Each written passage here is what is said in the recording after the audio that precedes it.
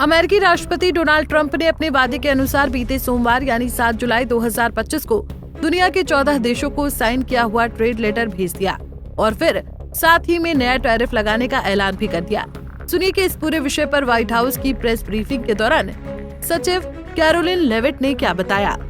I can confirm. In fact, I have those letters. If you could get me the folder with the letters in them, Liz, they're right in the previous office. I have the signed letters that went out to both South Korea and Japan today. And there will be approximately 12 other countries that will receive notifications and letters directly from the President of the United States. And weeks ago, I stood at this podium and I told all of you that the President was going to create tailor-made trade plans for each and every country on this planet.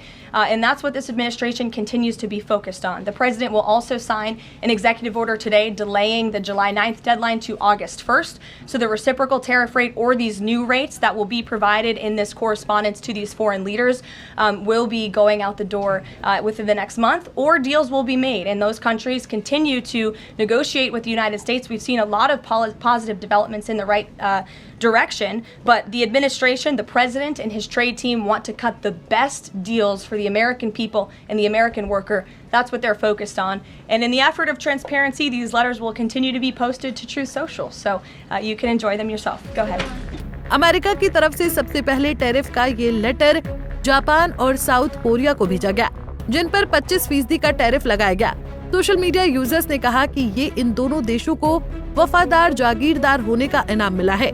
ऐसी जानकारी है कि सभी 14 देशों पर ये नए tariff 1 अगस्त 2025 से प्रभावी होंगे। तो आइए अब आपको यहाँ पर ये भी बताते हैं कि जिन 14 देशों पर नए टैरिफ की घोषणा की गई है, उन देशों पर कितना कितना टैरिफ चार्ज लगाया गया है। Laos 40%, Myanmar 40%, Cambodia 36%, Thailand 36%, Bangladesh 35%, Serbia 35%, Indonesia 32%, दक्षिण अफ्रीका 30%, बोस्निया और हर्जेगोविना 30%, जापान 25%, दक्षिण कोरिया 25%, कजाकिस्तान 25%, मलेशिया 25%, ट्यूनीशिया 25%। इसी के साथ ही अमेरिकी राष्ट्रपति डोनाल्ड ट्रंप ने टैरिफ की डेडलाइन बढ़ाकर 1 अगस्त कर दी है। पहले 9 जुलाई की डेडलाइन थी। ऐसी जानकारी है कि कई देशों के साथ अमेरिका की ट्रेड डील अभी भी फाइनल नहीं हो पाई है। इस वजह से डेडलाइन को अमेरिकी राष्ट्रपति की तरफ से बढ़ाया गया है। यहाँ तक कि भारत के साथ भी ट्रेड डील अभी फाइनल नहीं हो पाई है। इंटरनेशनल अफेयर्स में खासा दिलचस्पी रखने वाले कुछ जानकारों का ऐसा भी मानना है कि इस वक्त 14 देशों पर उनकी क्षमता से ज्यादा उन पर टैरिफ लगाने का मतलब है कि डोनाल्ड ट्रंप ब्रिक्स के देशों के बीच की एकजुटता को खत्म करने के लिए भरपूर कोशिश कर रहे हैं। इस क्रम में उन्होंने अपने पसंदीदा हथियार टैरिफ का एक बार फिर से इस्तेमाल किया है, लेकिन वो शायद ही इसमें कामयाब हो सकेंगे। ब्राजील के प्रेसिडेंट लूला ने ट्रंप की सार्वजनिक आलोचना की, कहा कि किसी भी संप्रभु देश के खिलाफ कोई किसी तरह की टिप्पणी कैसे कर सकता है। कई छोटे बड़े देशों ने ट्रंप की टैरिफ धमकी का सार्वजनिक जवाब दिया है। बात भारत की भी है। 14 देशों में भारत का नाम शामिल नहीं है।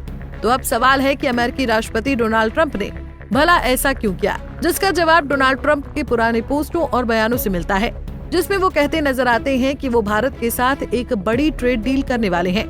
क्या भारत के लिए रियायत महज इसी बात से है? वाजिब है कि इसी बात से होगी। 2 देशों के बीच स्वास्थ्य व्यापार संजीवनी की तरह काम करता है। Bureau report, Punjab Kesari TV. हमसे जुड़े रहने के लिए हमारे YouTube चैनल को सब्सक्राइब करें और नई वीडियो की नोटिफिकेशन के लिए बेल आइकॉन को दबाएं।